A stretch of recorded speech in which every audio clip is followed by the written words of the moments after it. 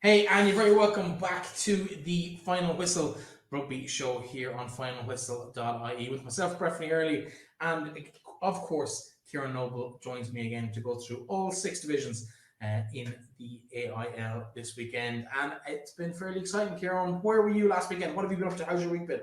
Well, I have to be honest. I wasn't at the AIL this Saturday. I was enjoying Ireland versus South Africa, so I actually didn't physically go to an AIL game, but I always keep my eye on the results. Absolutely, and of course there was some big results across the league last weekend. I suppose we better start with probably the most exciting game of the weekend, and that was of course Clontarf and Dublin University Trinity College. It kind of didn't go to Trinity's way in the end, did it? But Clontarf would be very happy with getting out of jail at the last kick of the game. Yeah, I was on the dark, so I was looking at the Trinity updates. Always make me laugh. To be fair, I was looking at the Trinity updates, and I seen at one point they were leading 33-17, and the person I was with, I said Trinity actually it looks like they're going to beat Clontarf, and Clontarf haven't lost in like a year, and I was getting a bit excited, and then I got caught up in the Ireland game and all that sort of stuff. So I didn't actually check the results till after the Ireland game. And I was like, oh, I can't believe I really thought Trinity were going to do it when I saw the 33-17 on the dart. So yeah, they would have been disappointed. And Clontarf, they're hard to beat, like very hard to beat. Not just, I think it was Ben Murphy, Richie Murphy's son, who got the try at the end to win Clontarf the game. So it's funny because Richie actually is a Clontarf legend. I think he's if not the top, he's one of the top point scorers of all time in the AIL. So I thought it was quite ironic that Ben scored a try like that to win a game for Clontarf. But yeah, I mean, Trinity just showed though that they're well able. If people had doubts before about how serious they are this season as contenders, I think they really proved themselves because they were away from home as well. Absolutely, and I suppose Turner did take advantage of that to jump to the top of the table. They had a nice win for themselves in the process there too, at 32 points to 12 over Lansdowne in Lansdowne. They'll be happy enough going into the last batch of these group of games, top of the table. Yeah, it's funny because if you had said Lansdowne Town last season, you probably would have expected it to be more competitive, but it kind of went how I expected it to go, if I'm honest with you. With the way Lansdowne form is going and with the way Terranure form is going, like I just can't wait for Terranure Clontarf already, to be honest, because they're just beating everyone, and especially Terranure, like nobody's like in Clontarf's case, UCD gave them a good run, Trinity almost beat them, so you can see that Clontarf aren't perfect, but nobody has got near Terranure. Like they've literally not got anywhere near them. So it'll be really interesting when they actually do come up against the Clontarf to see what happens. Yeah, of course, Ballinhinch have that challenge awaiting them on Saturday. We'll chat about the fixtures in just a couple of moments. We finish up with the actual games that were played over the weekend. And I suppose looking down through the rest of the games, Ballinhinch themselves a good win over Young Munster, although the losing bonus point there for Young Munster will come in handy potentially later in the year. UCD, better performance from them. They, again, losing bonus point against Cork Con. While the final round of the game, Shannon, they're up and running, win over Garryowen, a big local rival derby down there in Limerick. 30 points to 19. Shannon, probably the happiest team coming out of that, obviously, in terms of Gary Owen and Shannon, but they'll be happy just to get that kind of season up and running. Yeah, well, absolutely. Like on TikTok, they have their own account, and "There Is an Isle" is one of the most spine tingling songs. When they're singing away in the changing room. And I seen they put up a video after Saturday's win, so mood will be good there. And I did expect them to beat Gary Owen. To be fair, I think I said it last week that I think Gary Owen are probably the weakest team in 1A this year. And I was expecting Shannon to do the business on them. But great for Shannon to get because it was really important for them, like more important for them than it was for Gary Owen, to be honest, just to get that win in 1A again and just to get your kind of feet on the ground and get off the foot of the table as well, which is massive. In terms of UCD, like they don't have a problem scoring, but their defense seems to be all over the shop. Like they seem to just concede, and it seems to be the defense that's letting them down. So yeah, they still haven't won their ninth now, I think. So serious problems for them. Corkon doing very well to be in the top four. Ballinhinch, big win for them at home to Young Munster because it keeps them kind of in touch with the top four. They're in fifth. Young Munster are a bit behind Ballinhinch now in sixth. So there's kind of that gap 1 to 5 and then 6 to 10. In terms of Lansdowne as well, they've got some really winnable games coming up in the next kind of 4 rounds. I think they've got Cork Con, which will be tough. They've got Cork Con away this weekend, but after that I think they've got all the teams below them. So they've got Gary Owen, Shannon, and UCD. So they're all games that Lansdowne will be targeting as well. So yeah, the division is kind of heating up, but you've got Terranure and Clontarf kind of tearing away at the top. Yeah, there is the league table there. Terranure, as you mentioned, full marks, 100% record, bonus point tries in every single one as well. 32 tries, 8 more than Trinity, who are the next highest on that particular list. You mentioned UCD, they're second last, but 13 tries in their 5 games would indicate that they have, as you said, no problem scoring. They've picked up 4 losing bonus points though, and it's given them, I suppose, the effect of a win on that league table. Could it be that's the difference between them maybe staying up and not at the end of the season? Yeah, it could very well be. Like, I actually think UCD, it's as I said, it's their defense that's the problem. They don't have a problem getting those tries, but it's like if they could sort their defense out, they could probably get wins and be getting more points. But as you said, losing bonus points or try bonus points are massively important in this league, and it could really help them because maybe Shannon will struggle with that sort of thing later on. So yeah, it's really interesting, and I think UCD are in a bit of bother now, but I do think they'll be all right. In terms of the games this weekend, where would your attention be focused? That's it. That's Terranure, Ballynahinch. Yeah, well, Terranure, Ballynahinch, I kind of expect Terranure just to do their usual thing. To be honest, taking nothing away from Ballynahinch. I think they're a really good team, and they're going to be well better than what they were last season. But I think Terranure are just levels above, to be honest. Trinity Shannon will be interesting because I think can Shannon kind of build on what they did last week, and Trinity obviously coming off a loss. You know, how's that going to affect them? Are they gonna come out and want to destroy Shannon, or will Shannon have a little bit of an edge? Who knows? So I think that's an interesting game as well. Lansdowne Cork Con though probably is a really big game, because I think if Lansdowne can win that one, they've got, as I said, very winnable games in the next kind of 3 fixtures after that in the next block. So that's a massive game, and for Cork Con, it can really cement their place in the top 4. How important is it for Gary Owen to stay in touch? Defeat to UCD at the weekend could see them drop even further behind the teams above them. They really need a win at home in Doyle on Saturday. Yeah, for sure. I think I'd even go as far as saying if they don't get a win, that could be it for them. Like, I genuinely think very early for that. But I just genuinely think like UCD and Shannon were kind of probably the 2 games that they would have been like, oh, we actually can win this, like, if we perform.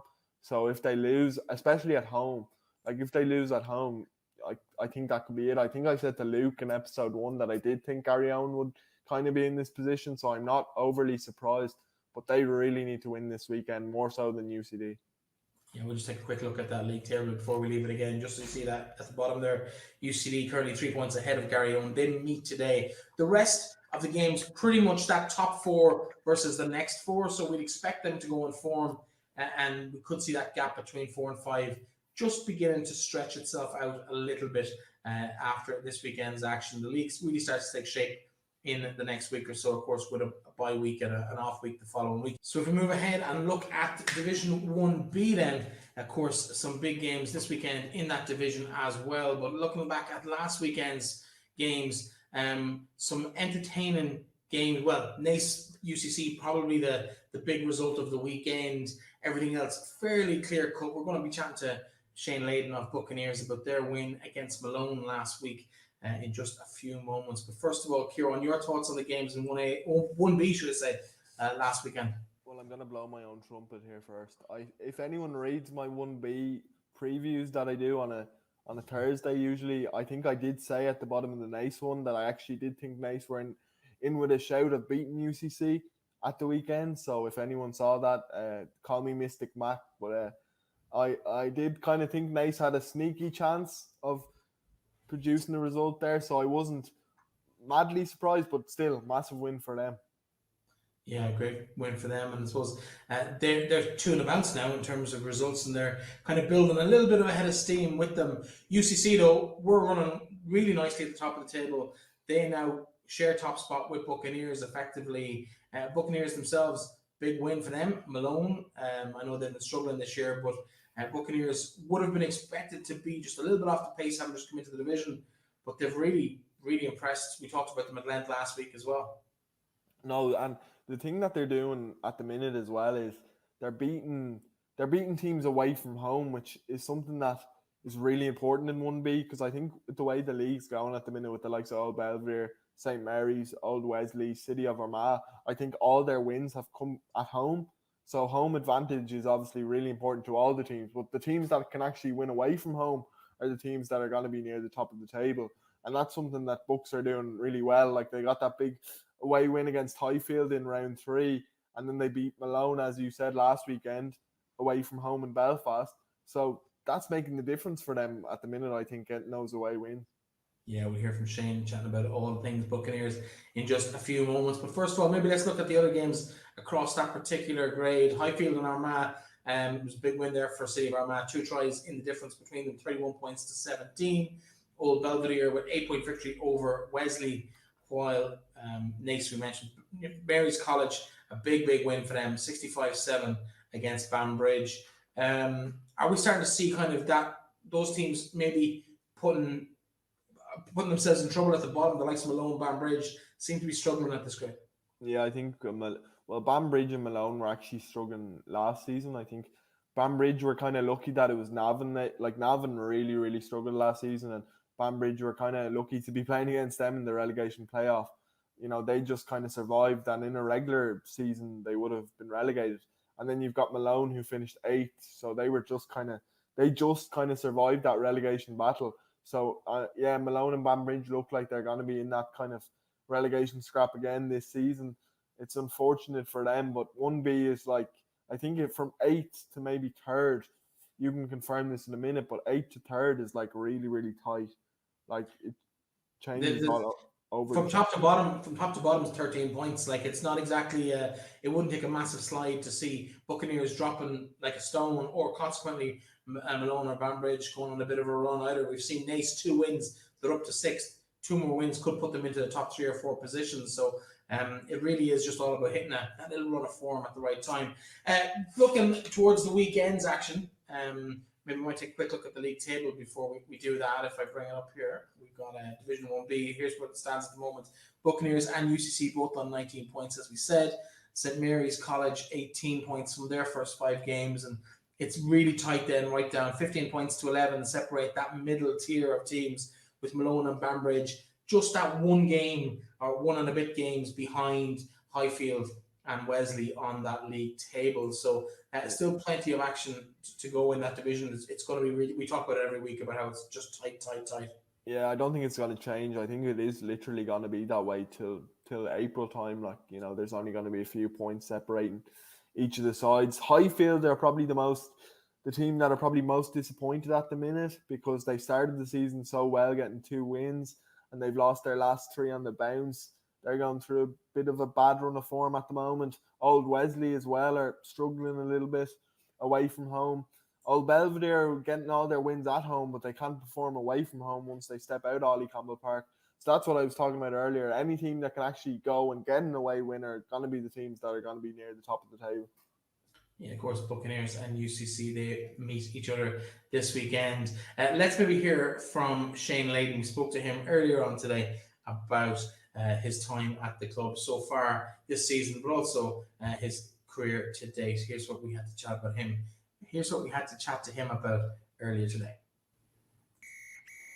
And we're joined for this part of the show by Buccaneers centre Shane Leyden. Shane, you're very, very welcome to the programme. How are you guys? How are you doing? Good. It's been a bit of a whirlwind for yourself and for everyone at Buccaneers. New to the division, promoted from 2A last year, and you've kind of taken it a bit by storm. 4 wins from 5. You've got to be happy with how it's going this year. Yeah, look, it's been a great start. It's been a little bit unexpected. But I suppose once we got that first win against Wesley, we grew in confidence. Wesley obviously went quite well in the league last year, which I suppose put a bit of the fear factor. We lost a bit of the fear factor then of playing teams that we would have had going in initially into the Wesley game. They did quite well last year, quite competitive as well. So you kind of grow in confidence from winning a game of that stature early in the league. We've the first day of the season we were away in Armagh, and we actually came out there with a good losing bonus point as well. So as much as that was a loss at the start of the season, it was nearly a good result that set us up nicely. And then moved into kind of Highfield away, Belvoir at home, and then winning the weekend against Malone. So we've had some very difficult fixtures against teams that have been kind of in 1B for a long time, and then two teams that last year that were both in the playoff as well. So it's great to get points on the board early, and also to kind of get a few notches on teams as well that hopefully we'll be competing with towards the end of the season.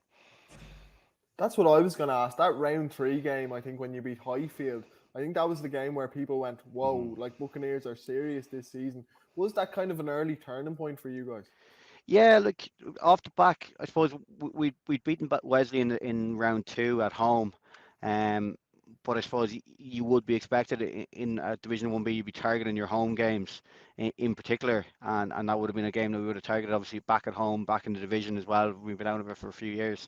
But then going back to back on that week, heading down to Cork, I think Highfield as well are very successful at home over the last number of years, and we got a couple of calls that day. We got a couple of decisions as well that went our way, and we backed it up with what would have been a pretty good performance, if not a great performance from us. And we've been really, I suppose it's been a real excitement from that day where I suppose there's a bit more belief around the camp. There's a bit more belief around the squad now of potentially what we can achieve.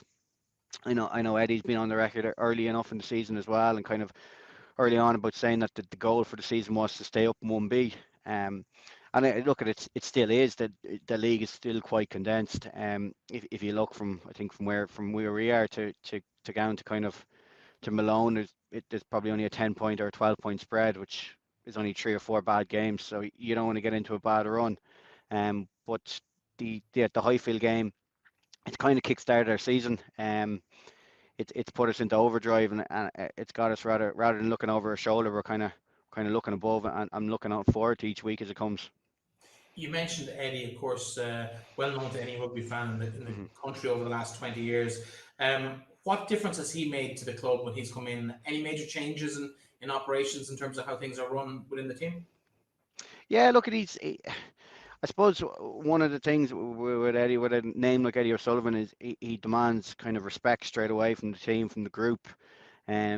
You do always get, when you get a new coach, you get a bounce and you get a lift, but you also kind of get that question from players, from other coaches saying, oh, I'm not fully sure if I agree with that, or what do we think of that? And there be a little bit of talking. But with Eddie, I suppose he's done it at the highest level. The guys have great respect for him. He brings an aura about him as well, and he's quite clear and precise in what he wants.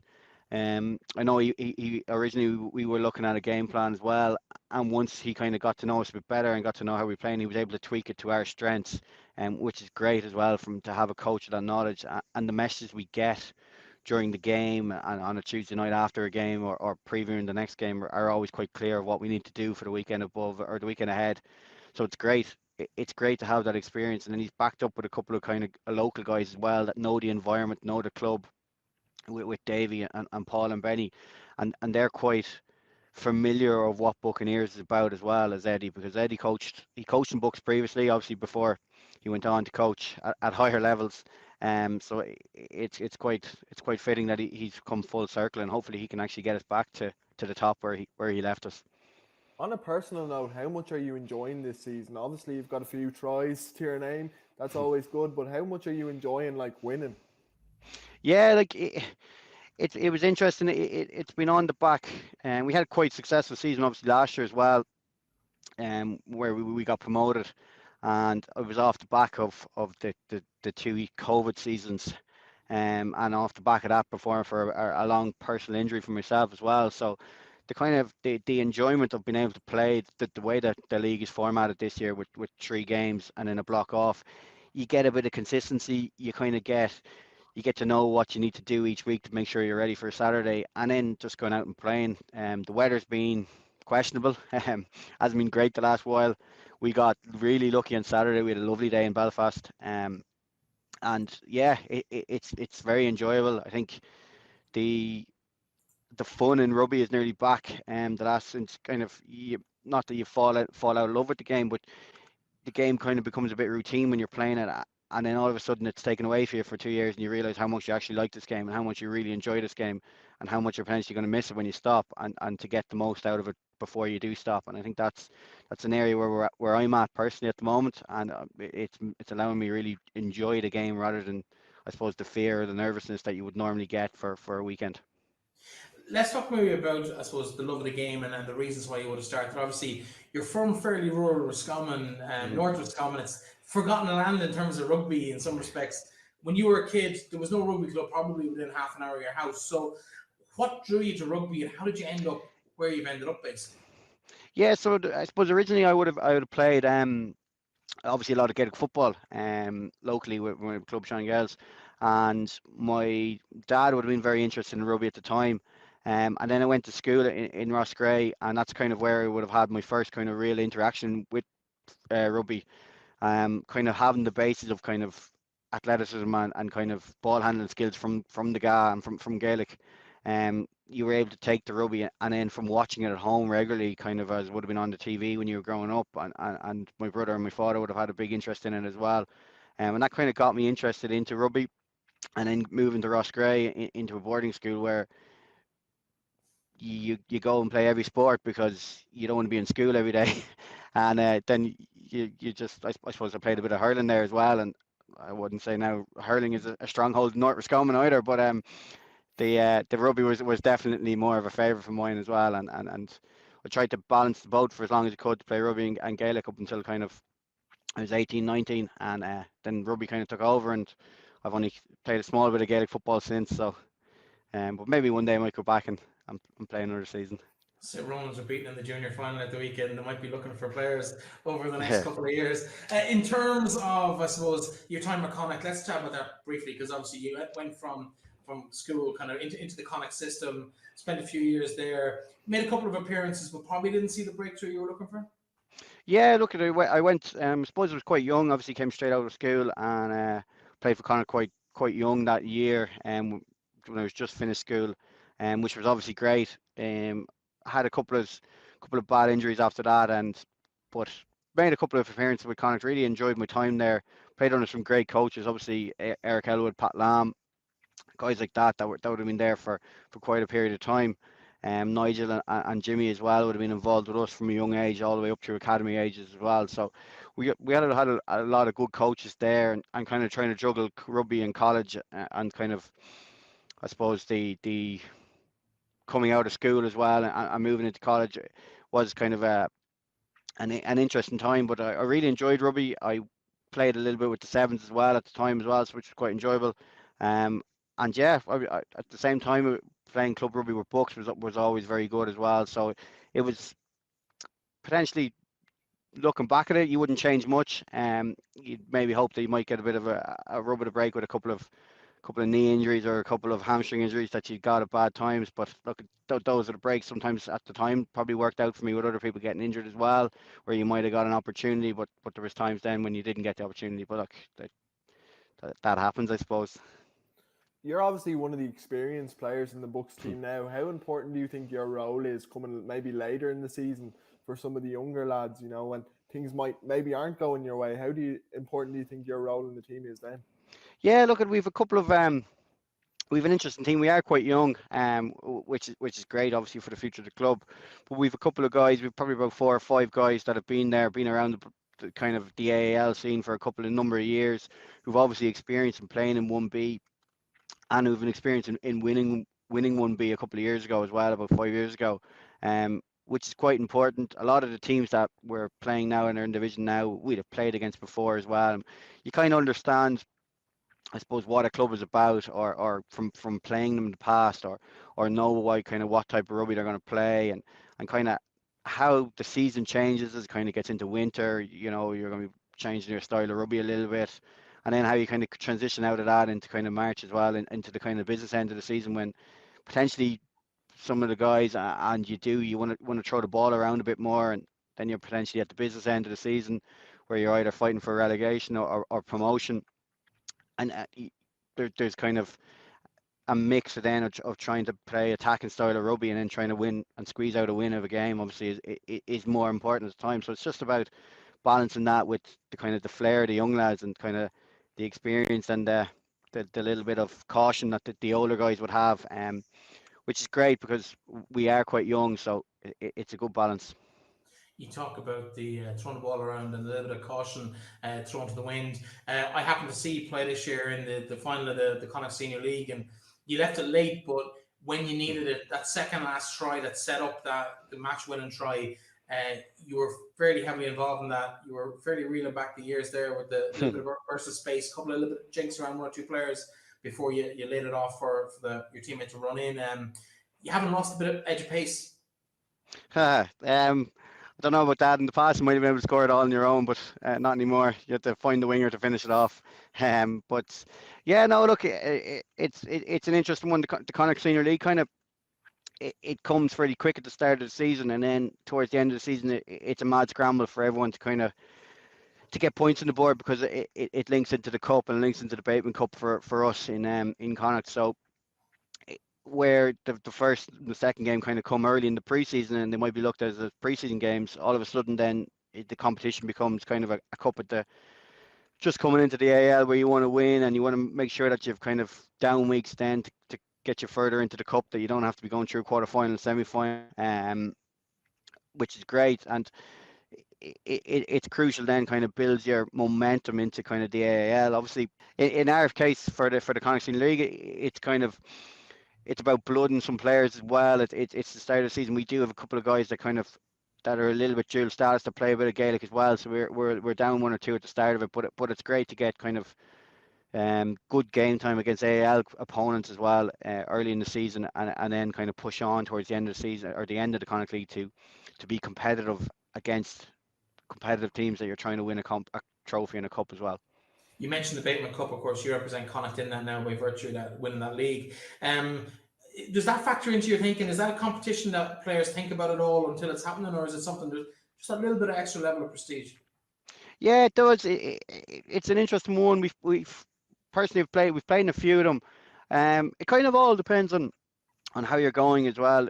From a personal point of view in the AAL, it falls kind of obviously just after Christmas time as well, and it's in a window where you mightn't have had a game for a few weeks, or you might need obviously different results in the AAL. But it is a focus of ours this season. We have an opportunity. We've a home semi-final, which means you have a club coming to Buccaneers, which is always great. And I actually have never, and I don't know if the club have ever played in the final of it. So it's a great opportunity for us to potentially put ourselves in a final. But I know from personal point of view, the AAL always comes first. But it always came first because we never really had a realistic opportunity of kind of getting to a final. I know a couple of times we ended up in Cork Con, when we were looking at different kind of coming up from 2A, and 1 year we were 1B when our sole focus was winning the league. So it's a good opportunity this season. As I said, we do have a home semi-final, and you know it's an All Ireland Cup played across obviously the whole country with some of the best teams competing in it. So it's not something to be turned down, and it's definitely something that we're going to attack. This weekend, obviously, you have a top of the table clash. It's Eddie versus Michael Bradley, two very experienced coaches, and then two clubs that are doing very, very well. So how are you feeling about that one? Yeah, look, it's exciting. It's as you said, it's 1 versus 2, and it's thankfully it's in Athlone, which is obviously great, and we're obviously targeting all our home games this year. And we know UCC obviously come down from 1A last year, and our team that usually like to throw the ball around and play a bit of rugby, and we'll probably play an expansive style of rugby. They've had a really good start to the season as well. You know, just obviously at the last weekend, their first loss, but they've gone really well up till now. So we're excited to play them. Looking forward to kind of the last block of the game of games of this block as well. And hopefully we can finish it in style and get 3 wins from 3 in that block. But I know UCC will have a lot to offer, so looking forward to getting out there and getting going against them. Well, that's a top of the table clash to quite everyone's interest in Division 1B of the league this weekend. Shane, thanks so much for joining us, and it's been a pleasure chatting to you. No bother. Thanks, guys. Shane Leyden there of Buccaneers, and of course, as we mentioned at the top of the show, they face UCC at the weekend, but there is a full round of games, obviously, in Division 1B this weekend. Where are your thoughts? What do you think in terms of good games to keep an eye on this weekend, Ciaron?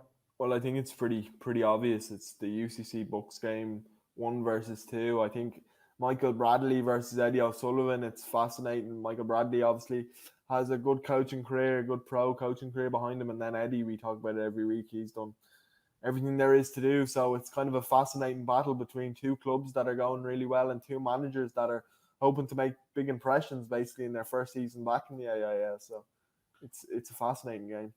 Absolutely one to watch. I think for anyone who's interested in the AIL, it's a game that people should be keeping an eye on. Looking down the rest of the fixtures, of course, Banbridge, City of Armagh. That's at 2:00. All games 2:30 on Saturday afternoon. Of course, Highfield, Old Belvo, Nace, and Mary's College, and Wesley and Malone. I think for me, Wesley and Malone is an opportunity for both sides to really show where they're about this season. Malone chance to win a game, one that they would see based on where the league table rankings are, that they could actually leapfrog Wesley if they were to do that. But it says a big thing if they don't manage to do that. They could be in a bit of bother, no more than what we talked about at the top of 1A. They could be in trouble. I think I'd go with Old Wesley in that one. I can kind of see them getting the result there. I think Old Wesley are just struggling a bit because of the lads that left in the summer. But, they still are. I think they are a better side than Malone. I think Malone more so than Banbridge, I think, will be kind of really struggling all season. And I think it's a real game that Old Wesley can kind of target to get their third win of the season. So I'd go with Old Wesley in that one. Well, we shall see how the games pan out. Looking at the games, we've a couple of those kind of leapfroggy type situations. Highfield, Belvo, again, Highfield, if they were to win that, would jump over Old Belvo on the league table. Of course, depending on bonus points or whatever, but there's 3 points between them, 4 points between them as it stands at the moment. Nace, they can draw themselves within a point to Mary's College. Can you see Nace continuing 3 wins on a bounce, or will Mary's kind of quality shine through? Well, it's funny because I was thinking about Nace the other day, and last season it was kind of similar. They really struggled at the first kind of 5 games. I think they only won 2 of their opening 5, maybe, or maybe even 1. But they were really, really struggling. And then that kind of middle patch, they went on a bit of a winning run, and it could happen again. But St. Mary's, to be fair to them, like their win, I think it was 66-7 at the weekend against Banbridge, and they're real dark horses. I think this season I could see them making the top 4, and Sean Cronin is obviously doing his thing there, and they've got some really good players, the likes of Mick O'Gara at 10, and I think Mary's are in form and Nace are in form, so that's probably, if you weren't looking at UCC Bucks, that's probably where I'd go then for a game of the week kind of situation. Well, we shall see how they all pan out at the weekend. We'll maybe cast our eye across the ladies' divisions and women's, of course. Round 7 played last weekend. Plenty of decent games played across the weekend. Anything stand out to you in terms of the games? Wicklow Galwegians, probably the most even game over the weekend. Railway Belvo, probably the top clash of the weekend too. Yeah, 2 very important games for 2 very different reasons. You have the top of the table, Belvo, coming off the back of that Blackrock defeat where they would have been really disappointed. A win against Railway would have really put them back in the equation, but it was a really close game and Railway obviously edged it. But Railway Rock, I think it's this weekend. If I'm right, that's a massive game. Like obviously last year's final, so like that's just big, just for momentum and just for what's going to happen later on. Come February time, come March time, for the league title.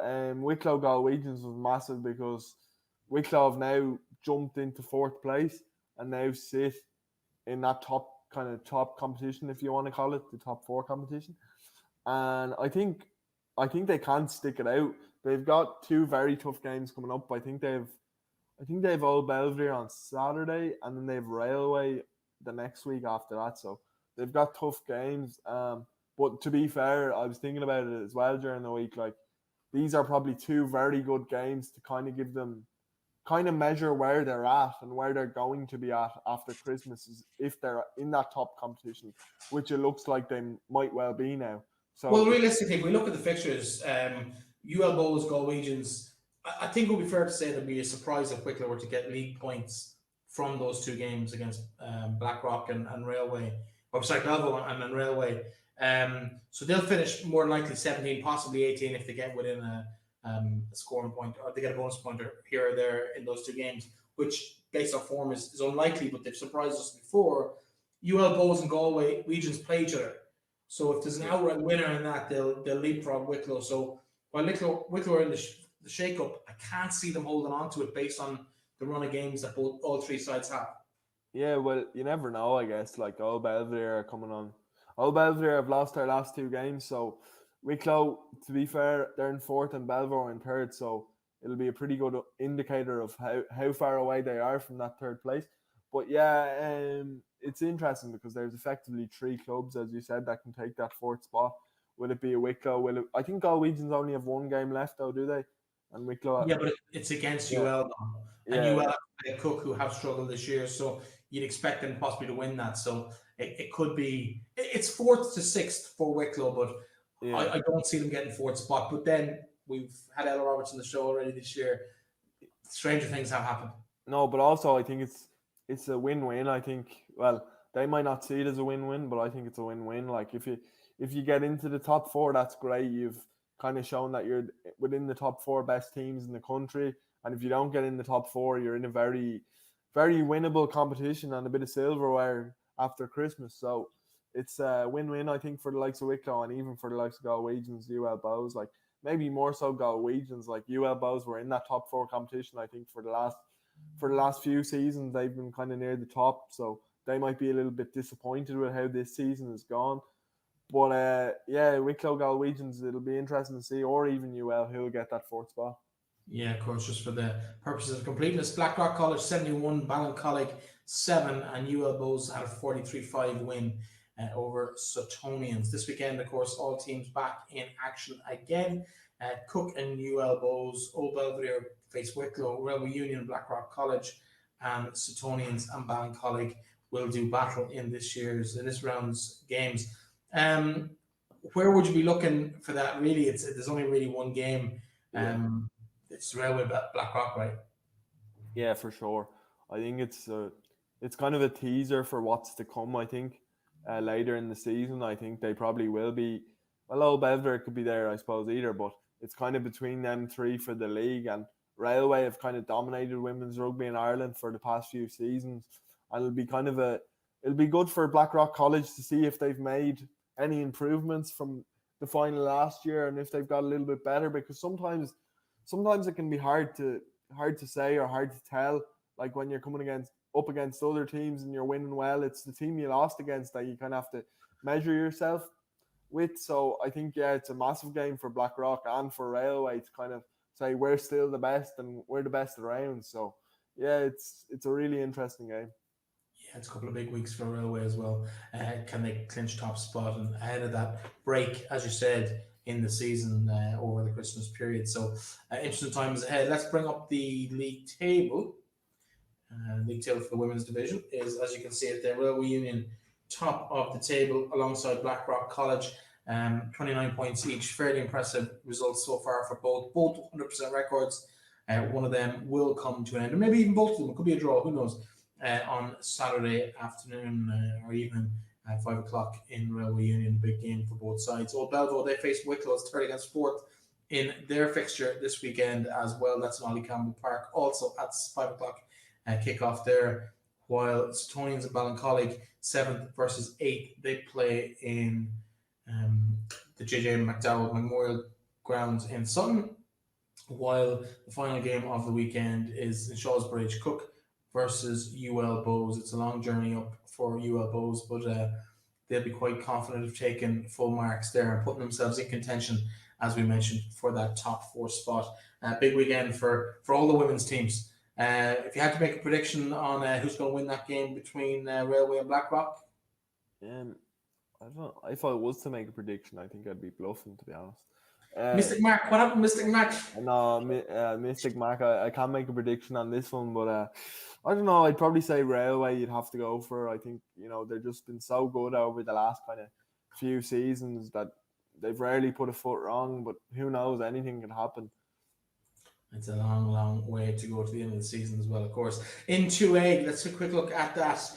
Cashel 27, Ballymena 0, Emu Barnhall 12, Blackrock College 21, Navan and Queens a draw, 24 points apiece. Nina Ormond 27, Dolphin 15, UL Bowes 15, Old Crescent 27. Some big games there. That draw, 24 points apiece. UL Bowes just losing out to Old Crescent by 2 points. Some big results in this division.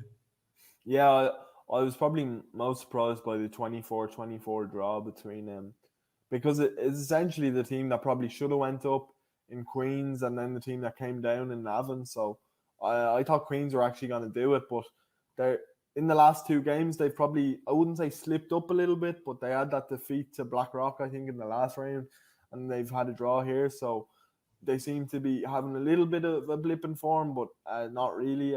Blackrock College are doing very, very well. Like another win for them at the weekend. They're looking really, really good. And that kind of, they only came up from 2A last season and they beat Greystones with a kind of last bounce of the ball kind of scenario. So it just shows that there's not a big difference between the two divisions. But Blackrock College are firmly now in the top half in 2A, and who knows, they could be in the playoffs come the end of the season. But yeah, it's a really competitive division as well. And yeah, Queens, Blackrock, all teams in form. Navan, people were kind of saying last year that they weren't able for 1B and kind of 2A was more their level. Are they hungry to go back up again? A lot of things can happen. Yeah, for me, I think Cashel quite impressive for me this year, 27-0 against Ballymena. I know, and that would have been level pegging and going into the game, and it's a fairly comprehensive victory for them. I know it's a long journey, Cashel, Ballymena. It's a 2 or 3 hour, probably 3 hour journey, but it's a statement of intent from them that they're not out of this race either. A win like that when the other team doesn't score against you, whenever that happens, it's kind of like, look at us, But they'll definitely be pushing kind of for that top 4 picture as well. UL Bowes still kind of struggling a little bit, to be fair. I'm kind of surprised by that because they've kind of became like, mid-table in 2A in recent years, and then they were in 1B a few years ago too. So, they're struggling. It'll be interesting kind of to see.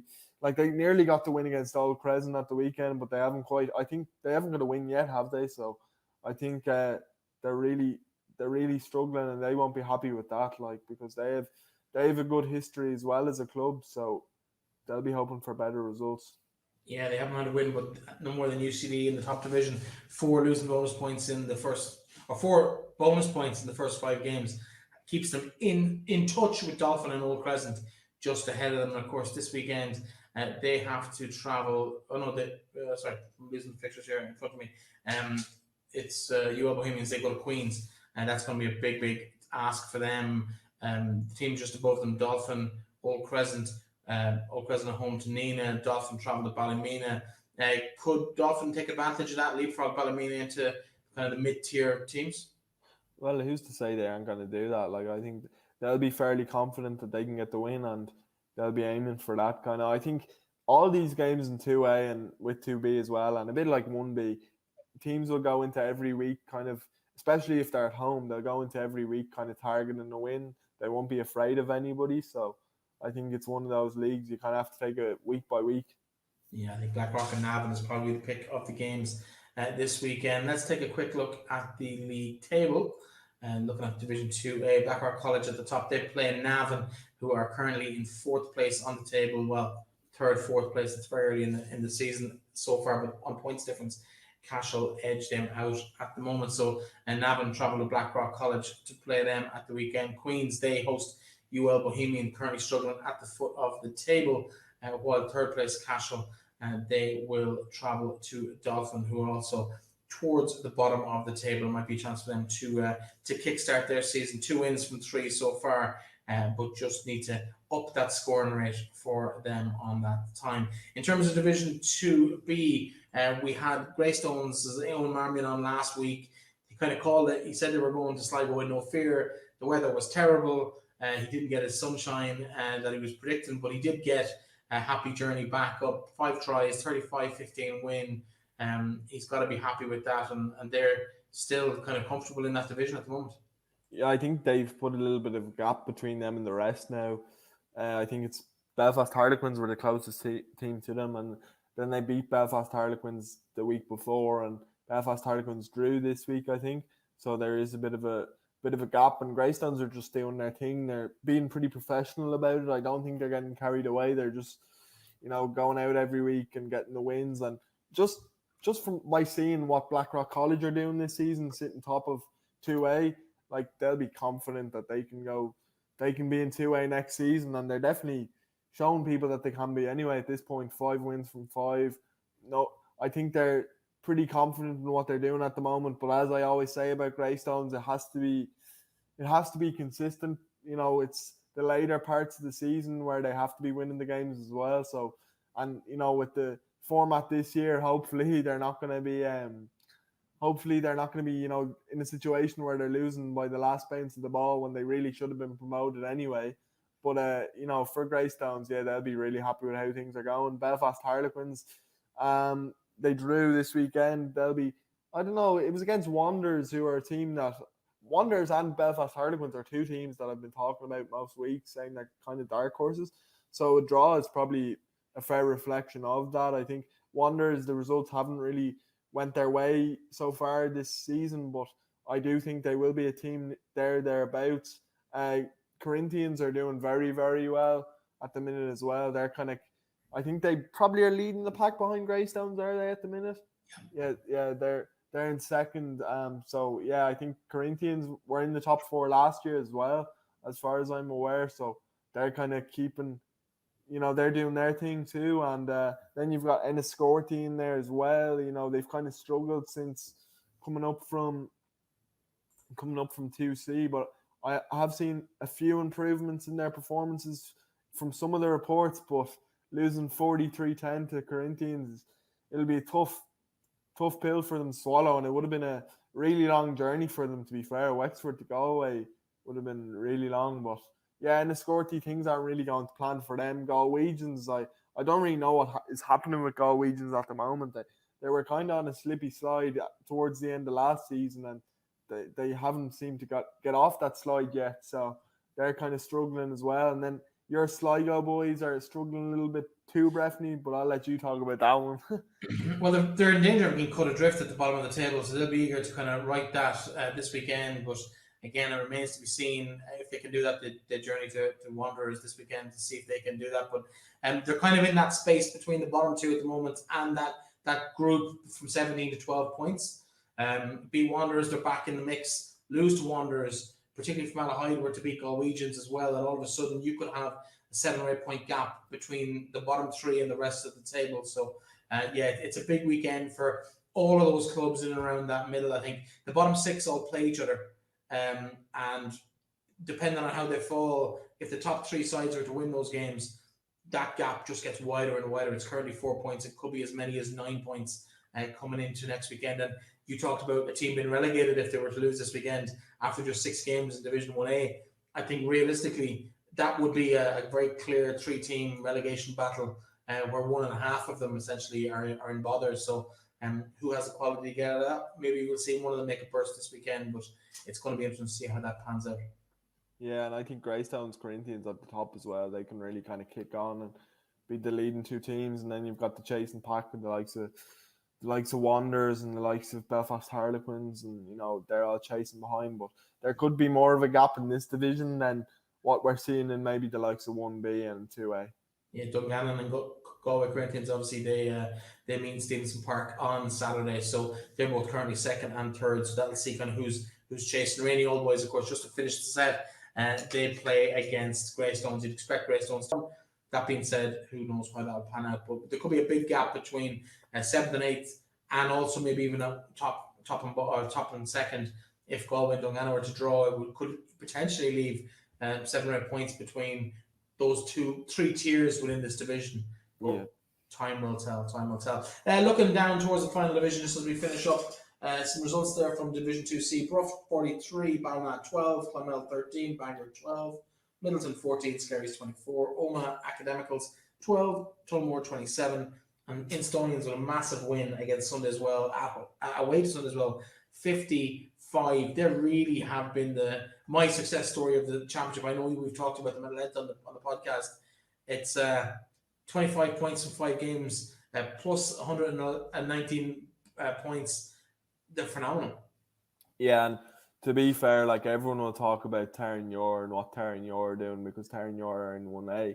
But then you look at 2C and you look at where Instonians have come from, and to be doing what they're doing, it's almost I'm not going to say better, but it's a bigger story, I think, coming from junior rugby and then coming up to what is supposed to be a jumping level to senior rugby, but they just seem to be taking it in their stride, really, and beating everyone around them. Like I was talking to someone involved with Bective, I think, was it yesterday?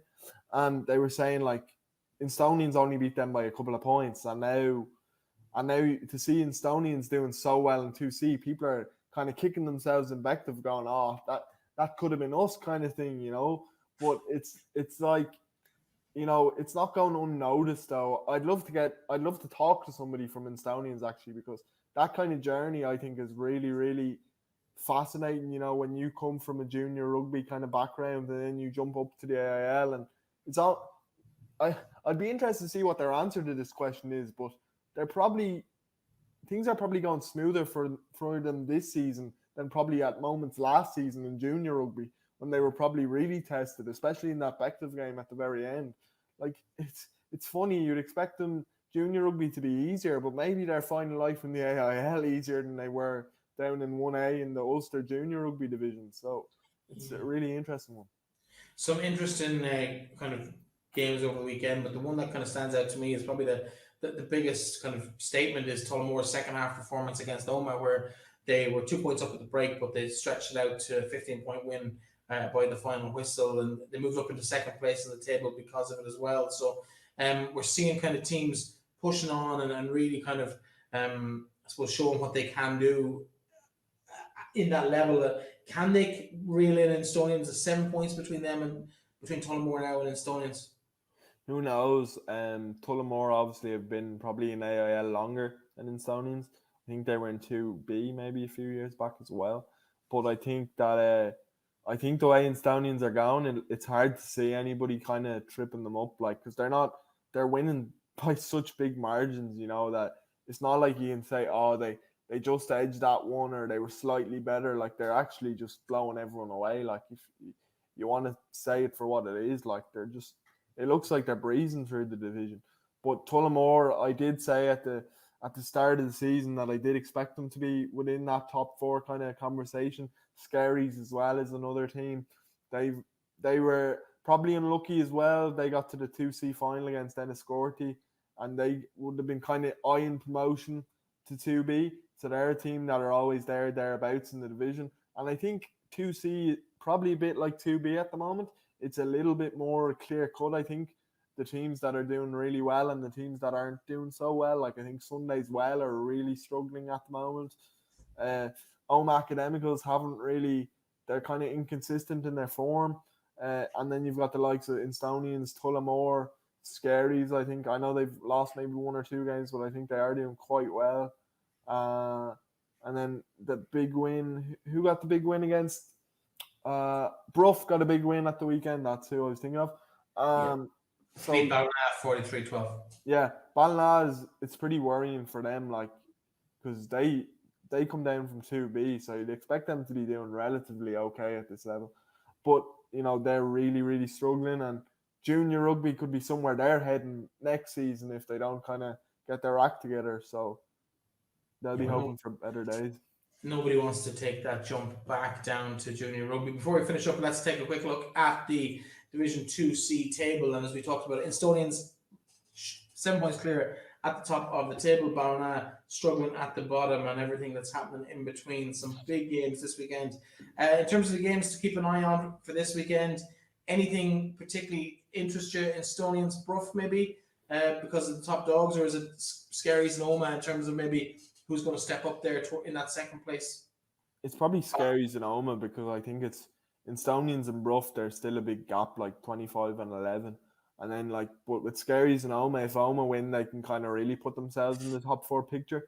And if Scaries win, they can kind of just keep themselves in the equation with Tullamore and within Stonians, because those kind of 1-2, I know it's really early in the season and it doesn't really matter at this point, but finishing first or second is way better than finish third or fourth, because then you have home advantage come a semi-final. So I do think it'll be important for the likes of Scaries and Tullamore, who I do expect to be in that top 4 kind of conversation come the end of the season. Home semi-finals are really, really important across all the divisions. Absolutely. Well, listen, that's it for the AIL aspect of the show, but I can't really have you on a rugby show in Ireland this week without mentioning the small little fact that we managed to beat the world champions last weekend. Thoughts on Ireland, South Africa? It was some clash. Yeah, it was very good. I was really impressed with Ireland, to be fair, because, and especially Jimmy O'Brien on his first cap, because when he came on in the centre, I was kind of a bit worried, because I thought McCluskey was doing very, very well, because he's quite a physical player and he kind of suits the type of player you need to play in South Africa. So when Jimmy came on, I was like, it's only his first cap for Ireland, and he's playing against the most physical guys you could be out there playing against. But I think he did really, really well. I think Caelan Darris was probably my man of the match. He was excellent. It's tough to see Conor Murray go off, 30 minutes into his 100 cap. I actually think as well, I can be critical of him sometimes, but I actually think it was the best 30 minutes he'd played in a long time. But at the same time, when Jemison Gibson Park came on, there was just such a difference. The speed we play at with Gibson Park, we were able to move South Africa around in that second half, because I really think in the first half we struggled a little bit, because they're so physical and their line speed is so aggressive. We didn't really move them around the place very well. But in the second half, when Gibson Park came on, we really started to get at them, especially at the start of the second half when Josh got the try and then Mac Hansen got another try. I think we were really, really good. I think South Africa put it on us towards the end, but I do think Ireland deserved the win. People are going to say, everyone's going to say, are we peaking too early? Everyone's talking about that already, to be fair. And to be honest, I don't really know. It's kind of one of those situations. What would you have preferred? We went out there and we got beaten, or we have high spirits and we beat them. I don't really buy into this. I know people say, oh, we're world number ones and we're the best team in the world. Yeah, that might be the case, but I don't really see it like that, to be honest. I think it's really competitive. And if someone was to ask me who the best team in the world is, at the moment, I'd say France, to be fair, because we still lost to them in the Six Nations, and I don't think they've lost in 18 months maybe, or it's been a long time anyway. They won the Grand Slam. They're the only team to beat us in a while. We did lose the one test in New Zealand. But I do think, I don't really buy this, Ireland are the best team in the world. I can see what you're about to say there for a second, but you held yourself. No, it's rubbish. It is, because I'm not saying we're not the best team in the world, but I'm saying it's irrelevant. It's just a world rankings thing. They don't really tell the full story. I think it's going to be a really important kind of 10 months for Ireland. I think they play South Africa. I actually have tickets to that game in France, Ireland, South Africa in the group stage. And I do think it's going to be a really important kind of 10 months for Ireland to kind of, because you hear about another athletes, taper your performance so that you peak at the right time. And that's something that Andy Farrell is going to have to manage. And even with somebody like Sexton, the last 20 minutes that he was on against South Africa, I was a bit worried, he looked a bit beat up, and even just making sure that he's all right for the World Cup, because the guy is 37 now, I think, and he's still probably our best player, which says a lot about him. And I don't think they really have a replacement for him, to be honest. I like Joey. I think he's a good player, but I don't think he's quite at the level of Johnny Sexton. So I do think keeping him fit is really important. Even guys like Caelan Darris, Josh van der Fleer, Dan Sheehan, I think not many people talk about his kind of rise, but he's only got 10 or so caps, and he's probably become one of Ireland's most consistent performers.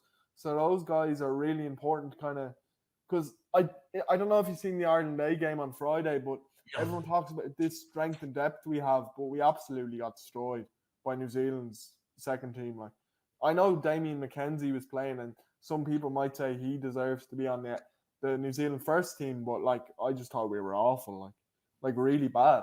The only guy that I thought was half decent was Jamie Osborne, but other than that, like, I think it is important to keep our best players fit, and injury is gonna be really important for us. You know, if we lose a few key players, it could prove crucial. Like, so I do think it's going to be a really testing kind of 10 months. And I think to say, are we peaking too early is like, it's a bit of a negative comment, but also you shouldn't really be thinking like that. Like, everyone has it in their back of their minds for sure. Like, we're Irish fans and we've never done anything in the World Cup. Like, we've seen it time after time in the World Cup. But listen, that is all we have time for. I'm going to have to cut you off, Ciaron, because it's not the Irish Rugby show, it's the AIL show. But no, it's great to see Ireland so at top of the table in terms of the rankings. Will we be there in 12 months' time when it comes to World Cup time? Only time will tell. But hopefully, we will be there or thereabouts in 12 months' time in France. Ciaron, thanks again for joining us this week. It's been a pleasure having you as always. To Shane Leyden, who joined us from Buccaneers earlier in the day as well. Thank you so much for giving us the time, and the best of luck to you this weekend in your Division 1B clash down with UCC. We'll be back with you again next week. It's an off week for the AIL, but we'll still be in situ here on finalwhistle.ie. From myself, Breffney, and from Ciaron. Chat to you next week.